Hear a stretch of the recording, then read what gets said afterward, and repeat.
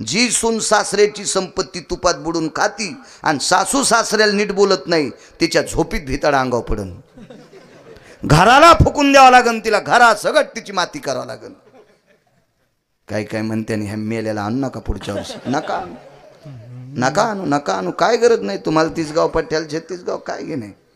परमार्थ कशाला कीर्तन म्हणतात माहिती आहे का? ज्यांनी 72च्या दुष्काळात एक टाइमला भाकरी खाल्ल्या, रंगारंगाचे लुगडे नेशिले, गाठी मारलेले धोत्र नेसले, फाटके तुटके कपडे घातले, एक टायमाला पोट आवळलं आणि आपल्या कार्ट्यासाठी जमिनी कमवून ठेवल्या, त्या मायबापाची किती सेवा करायला पाहिजे.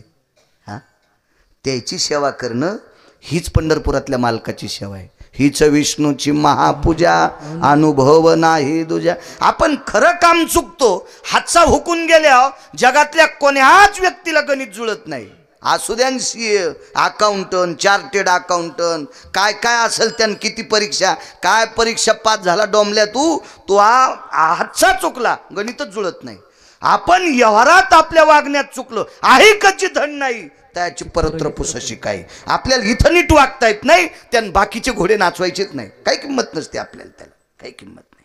माझे वडील 90ला गेले, माझी आई आहे. तुम्हाला जर एखाद्यानं सांगितलं बाळू महाराज माईला नीट बोलत नाही आणि तुम्ही मला बोलून जर पाकिट देत असाल तर या पाकिटानं अर्ध्या पापानं तुमची काशी होणार. काशी म्हणजे दर्शनाची नाही, हो, तुम्हाला पाप लागणार, पाप लागणार, पाप. दोघाची पतन सारिकेशी.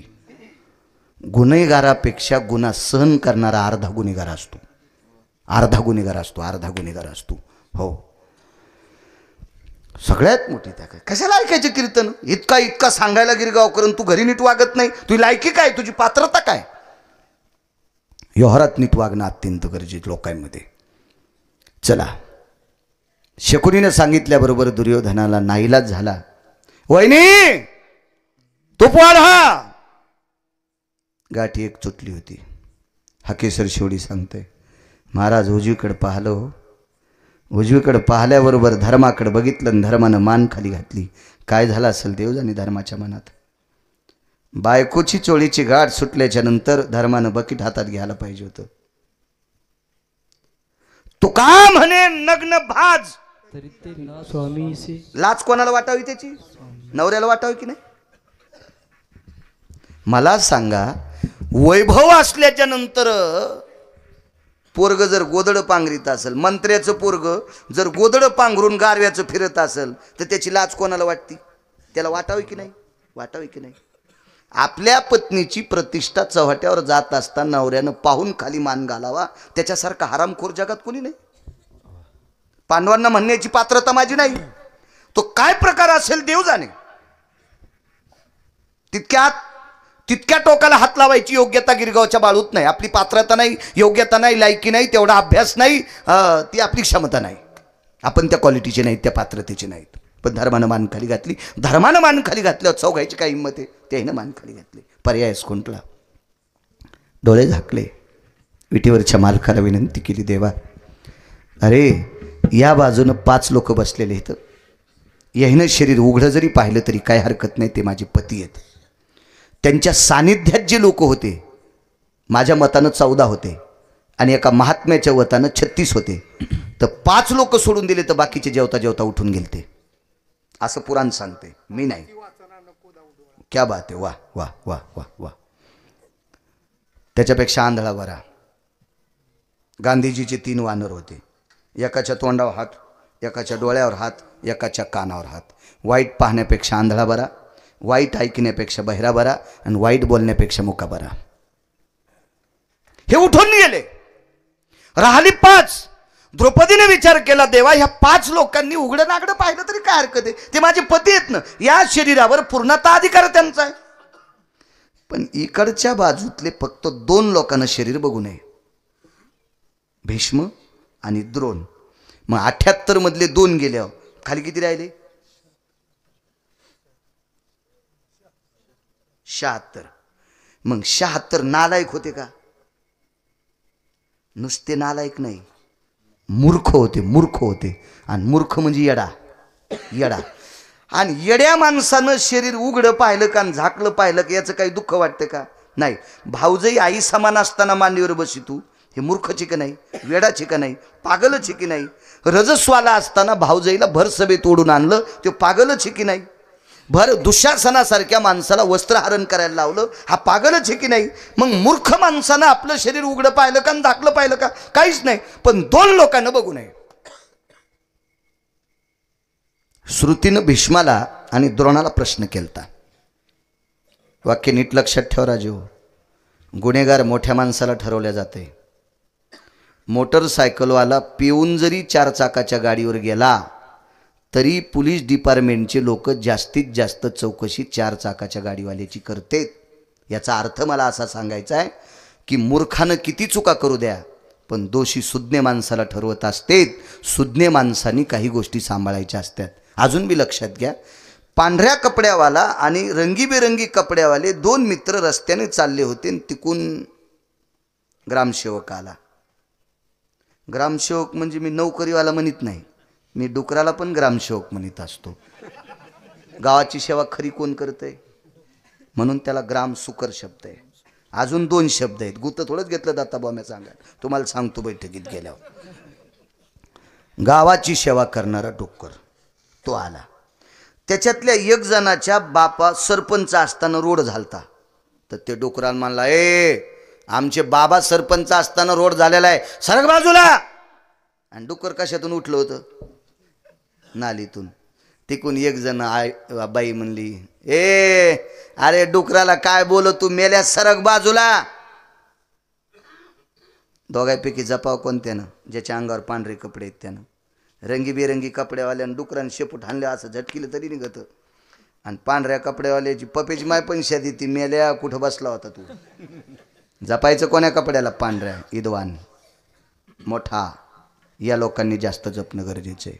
श्रुतीनं प्रश्न केला, पितामह भीष्माचार्य द्रोणाचार्य तुम्हाला माहित होतं ना द्रौपदी चोळीची गाठ सुटल्याच्या नंतर तुम्ही तिथं हजर आहेत, तुम्हाला काय काय काय काय उत्तर काय देता तुम्ही? भीष्मानं सांगितलं, श्रुती माते एक कविता होती, मी फार लहान असताना ती कविता वाचली ती. या देशावर इंग्रजाचं राज्य होतं, त्याच्यातून आपण मुक्त होतो. आपल्यावर निजामाचं होतं, आपण 17 सप्टेंबरला मुक्त झालो होतो. पण बाकी देशावर इंग्रजाचं राज्य होतं. इंग्रज इतकी हरामखोर होती. इंग्रजाच्या सैन्य दलात आपली हिंदूचं सैन्य होतं. आणि इंग्रजांना जसा शकुनी मानसिक हानी करीत होता का तसा हरामखोर इंग्रज सरकार आपल्या हिंदूची मानहानी करीत होतं. हिंदूचं सैन्य आहे म्हणून काडतुसाला गायीची चरबी लाईत होते. आणि आपल्याला गाय पवित्र आहे पाटील, गाय पवित्र आहे. आणि काडतूस हे नखानं तुटत नसतं ना, ते दातानं तोडावं लागतंय.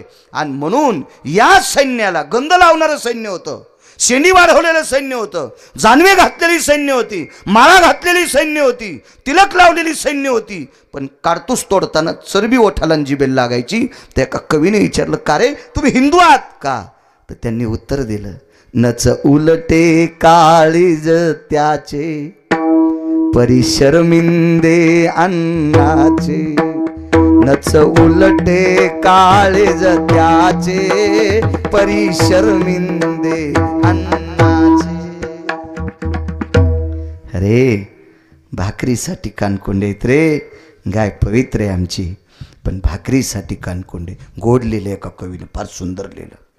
भीष्माचार्यानं सांगितलं, वचनात अडकलो रे, प्राण जाय परिवचन न जाय. या अधिकारी लोक होते, दिलेले शब्द मोडत नव्हते म्हणून गुंतलो रे. मला माहित आहे कौरव नालायक होते पण शब्दात अडकलो ना, अडकलो, शब्दात अडकलो. मान खाली घातली. द्रौपदीने विचारलं, देवा फक्त 2 लोकांना शरीर बघू नये. खूप विनंती केली. माहेर दूर होतं. अंतःकरणामध्ये 2 भावापैकी एक भाऊ वारलेला होता. द्रौपद राजाला 2 मुलं होते, द्रौपदीला 2 भाऊ होते. एक द्रोणाचार्याच्या हातानं मृत्यू पावला होता युद्धात एका चुकीच्या कामात. एक जिवंत त्या भावाला विनंती केली, दादा येशील का रे? कोठे गुंतलासी द्वारकेच्या राया, कोठे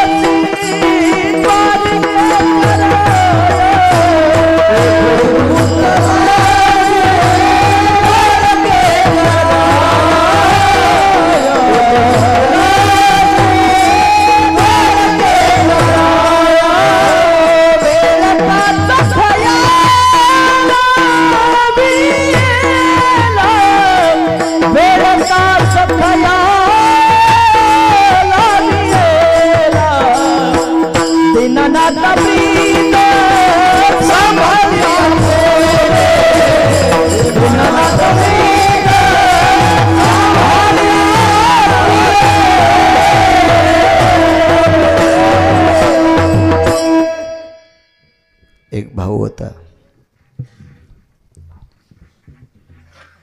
दादा तू खूप दूर आहेस रे.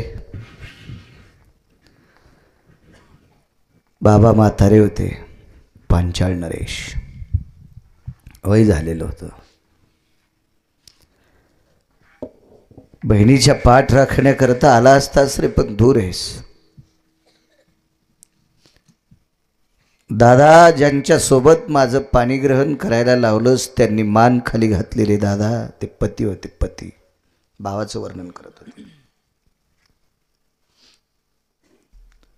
2 नंबरचा भाऊ होता, जगाचा पाप. हा मानलेला भाऊ होता, मानलेला. द्रौपदीच्या मुखारविंदातून जास्तीत जास्त पुराणात सहोदर हा शब्द आला. सबांधवेषु सहोदरेषु भाऊ शब्द जास्त आला देवापेक्षा. राया हा शब्द राजा आहे. कुठे गुंतलासी द्वारकेच्या राया. राया म्हणजे राजा. बऱ्या वेळेस भाऊ हा शब्द श्लोकात फार ठिकाणी वर्णी आली. पाहलं डावीकडं, एखाद्याच्या तरी अंतकरणात दया येईल. भीष्म तरी सांगतील दुर्योधना हे काम चुकीचं आहे. द्रोणाचार्य म्हणतील शकुनी गांधार नरेश हे काम चुकीचं आहे. एक बोलत नव्हता. 8 लोक सारखे द्रौपदीकडे बघत होते आणि चोळीची एक गाठ सुटली महाराज, दुसरी सुटणार होती. प्रसंग पुढचा सांगतोय. द्रौपदी पवित्र किती होती. जी आचरणात वागलेल्या स्त्रीचे पाय बघितल्याच्या नंतर पोटभर जेवण मिळते. 60,000 शिष्यासह म्हातारं वनात आलं. 60,000 शिष्य घेऊन हवालदिर झाले हो पांडव. कसं जीव घाला. बारीक वारं आलं आणि वाऱ्यानं पायावरच्या मिऱ्या बाजूला सरकल्या. पाय घोळ पातळ नेसायची, मिऱ्या सरकल्या आणि 2 बोटाची नख पाहिले. तिचे होता दरुशन आणि मिळे पोट भरी अन्न. काय ताकद असलो द्रौपदीची. दादा तुझ्या नामाचे पवाडे गाता गाता फार चारित्र्य सांभाळलं रे दादा. खूप चारित्र्य सांभाळलं. दुःख वाटतं रे दादा. दादा तू ज्यांना तुझं भजन करते ताशे भजन करणारे पती मला सापडले रे. वारकरी पती सापडले, पण कशात त्यांचं चित्त गुंतलंय ते कळत नाही रे. पतीला नाव ठेवणं हे मूर्खपणाचं टोक असतं रे दादा. येशील माझ्या धावण्याला देवा.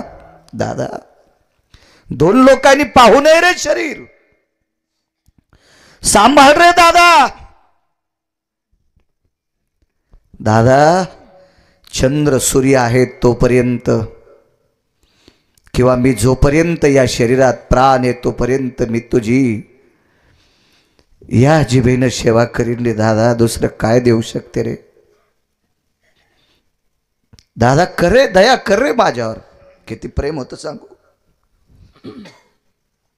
महाराज भाऊबीजेच्या दिवशी 48,324 दाशा दिल्या त्या. 48,324 दाशा. एवढ्या वैभवातली द्रौपदी विराट राजाची तर शेण काढीत होती. आणि शेण काढता काढता एके दिवशी विराटाच्या बायकोन सांगितलं तुला दळावं लागते. आणि दळायला जात्यावर बसिलं. जुन्या काळातली माऊली जात्यावर दळत असताना मुक्यानं दळत नाही. जात्यावर मुक्यानं त्याच दिवशी दळावा. लुप्त पिंड तयार करायचा असतो त्या पिठाचा. ते पण उलट्या जात्यानं दळायचा असतो. उलट्या. एरवी स्त्रीनं मुक्यानं दळू नये. तर विराट राजाची तर पांडव अज्ञातवासात होते. फुकट नाही काम ऐकत होते. कोणाचं नाही काम ऐकत. पैसे घेत नाही पण काम फुकट करत नाही. विराट राजाची तर पांडव अज्ञातवासात आहेत. वनवास संपलता, अज्ञातवास सुरू झालता. आणि अज्ञातवासात पांडव गौसले की पुन्हा 12 वर्ष वनवास आणि 1 वर्ष अज्ञातवास. द्रौपदी दळीत असताना कृष्णाबुवा विटेवरच्या मालकाचं चिंतन करू लागली. 5 पांडवापैकी एक पळत आला. रंगनाथ गुरुजी परभणीकर म्हणायचे, धर्मराजा आले. सकाळची वेळ होती, अंधारातली, दिव्याचा प्रकाश होता आणि दळता दळता विटेवरच्या मालकाचं, द्वारकेच्या मालकाचं भजन गात होती, त्याच्या ओया गात होती. धर्म आले आणि तोंडाला हात लावला. द्रौपदीने विचारलं, स्वामी मालकाचं भजन बंद? डोळ्याच्या कडा ओल्या झाल्या. द्रौपदी, आम्ही क्षत्रिय आहेत, आम्ही क्षत्रिय आहेत. अख्खं जीवन रानटी पशुसारखं वनात गेलं तरी हरकत नाही ग, पण आमचा सात्विकपणा पाहून तुझ्या बापानं माझ्यासोबत, आमच्यासोबत लग्न लावलंय आणि तुझ्यासारख्या पवित्र सात्विक सदाचारी पुण्यशील स्त्रीला वनवासात किती दिवस ग? नाही मालक, अजून 6 दिवसाला आपला अज्ञातवास संपतोय. 6 दिवस शिल्लक राहिले होते महाराज, कारण तिथीचा क्षयवृद्धी करून 3 दिवस शिल्लक काढायचे होते. नियमानं 3 दिवस शिल्लक आहेत.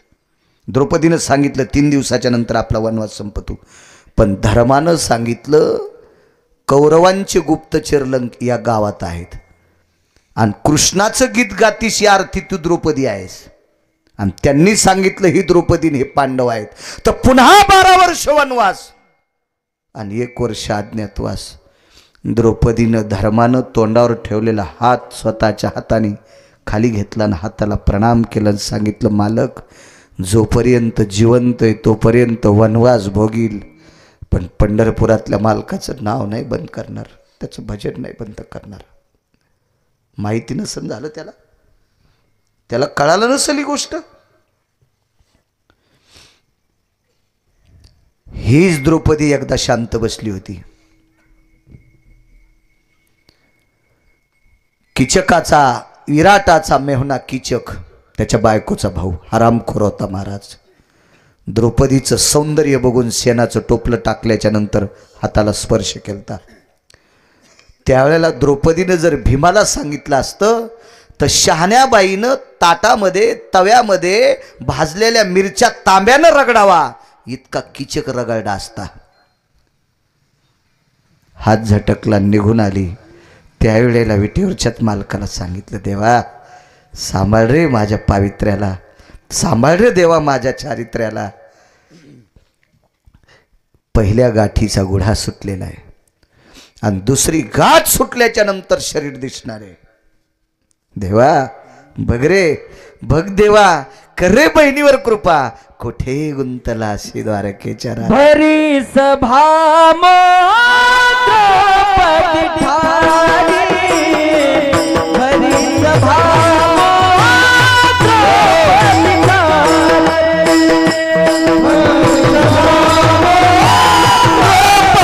ठाणी, भरी सभा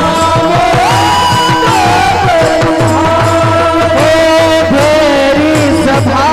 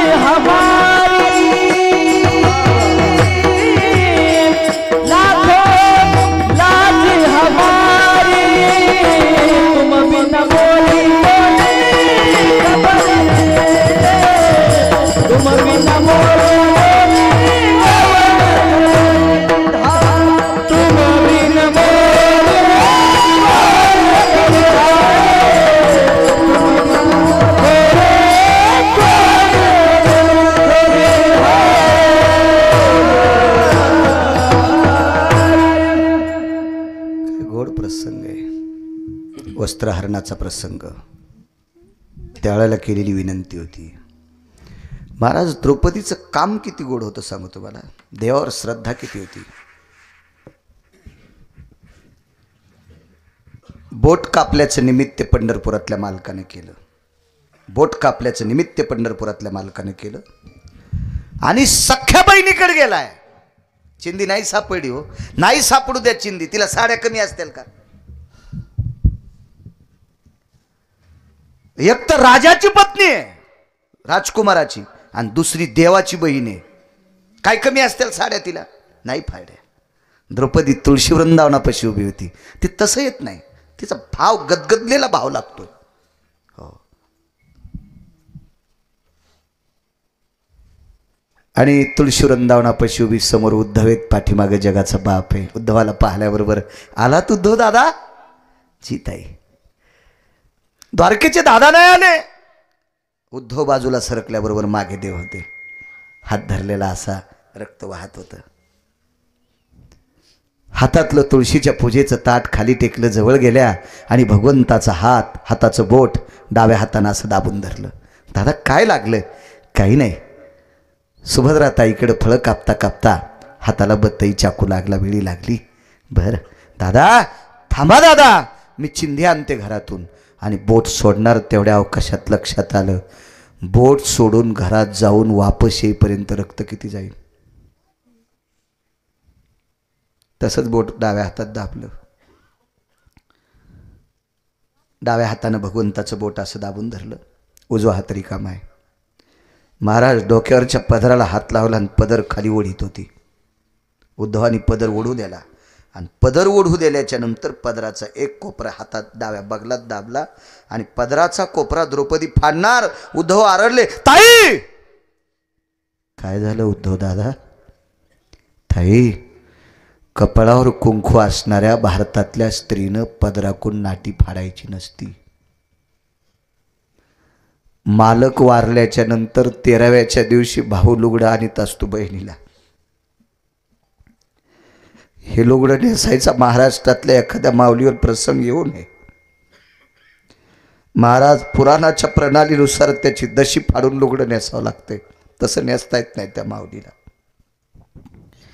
उद्धवानं सांगितलं, ताई तुझ्या कपाळावर कुंकू जिवंत आहे, तू पदराकडून नाटी फाडतेस.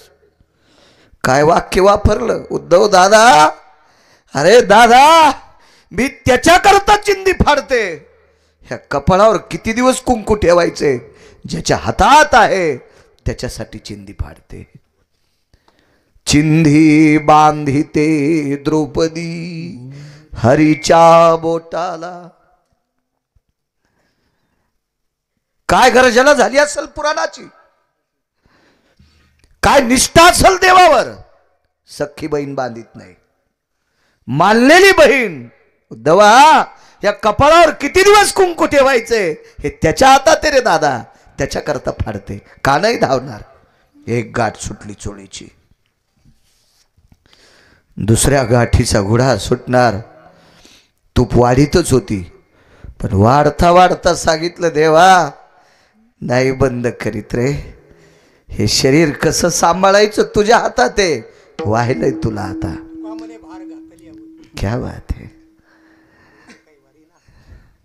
तेव्हा तुला समर्पित केलंय. आता इज्जत ठेवायची का विज्जत घालायची, काय प्रतिष्ठा सांभाळायची तुझ्या हातात आहे देवा.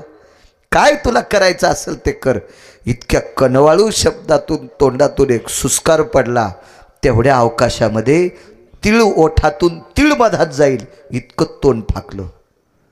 आणि तितक्या जागेतून जगाच्या मालकानं तिळापेक्षाही लहान रूप घेतलं आणि श्वासात आत प्रवेश केला.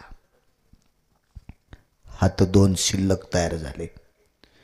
पहिले जे दोन हात होते का, एका हातात बकिटे, एका हातात बुटके. पाप्याला तूप वाढीतच होती, पण जगाचा मालक ज्या वेळेला आत प्रवेश करतो त्यावेळेला दोन हात तयार झाले आणि त्या दोन हातानं चोळीची गाठ मारली. श्रुती देवाला विचारत होती. श्रुती म्हणजे वेद. देवा काय गरज होती तुम्हाला? रक्ताच्या नात्यातल्या नालायक माणसानं पवित्र स्त्रीचे धिंगाडे उडवावे? जिनं पाणी ग्रहण केलंय त्या 5 पतीला भीमानं पाय आपटिल्यावर 2.5 किलोमीटर मध्ये झाड राहत नव्हतं. इतकी शक्ती त्याला. गंधर्वाचा पवाडा उडवावा इतकी अर्जुनाची ताकद. इंद्र खुर्ची सोडित होता अर्जुनाला. ऐरावत नावाचा हत्ती झोळी करावा असं पाय बांधून हत्ती बगलात आणलाय. इतकी ताकद अर्जुनाची. घोडे आणि बैल पार खायची ताकद नकुल सहदेवाची. विश्वातला सत्यवादी धर्म हे पाचपती असताना यानं मान खाली घालावा आणि तू तिच्या हाके करता धावून चोळीची गाठ बांधावी काय गरज होती. विश्वाच्या मालकानं सांगितलं श्रुती आपल्या पतीवरची श्रद्धा एक, साधू संतावरची श्रद्धा एक आणि देवावरची श्रद्धा 28 पुण्य होते. या 3च पुण्याचा माफ कर. मग तुला कळेल की द्रौपदीच्या पुण्याचं वजन किती होतं. श्रुतीनं नुसतं डोळे झाकून पाहिल्याबरोबर श्रुती रडत होती. इतकी पुण्यवान द्रौपदी होती म्हणून तिच्या हाके करता जगाचा मालक श्वासातनं प्रवेश करून चोळीची गाठ बांधण्याकरता आतमध्ये जातोय. म्हणून मालक पहिल्या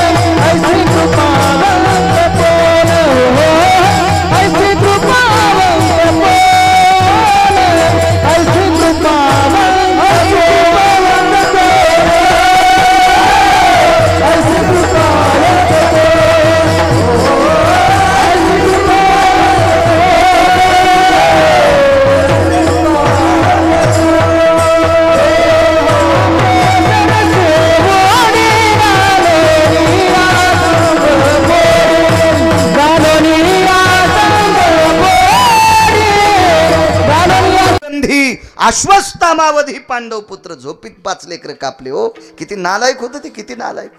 लेकर निष्पाप असते कशाला त्या लेकरांना कापाव. अशा ठराविक लोकांच्या संगतीमुळे दुर्योधन वाईट झाला. नाही तर मुळात दुर्योधन वाईट नव्हता. अहो मामाश्री ती भाची सून आहे आणि मामाला भाषाची बायको लेकी इतकी असावी त्याचं नाव मामा म्हणतात.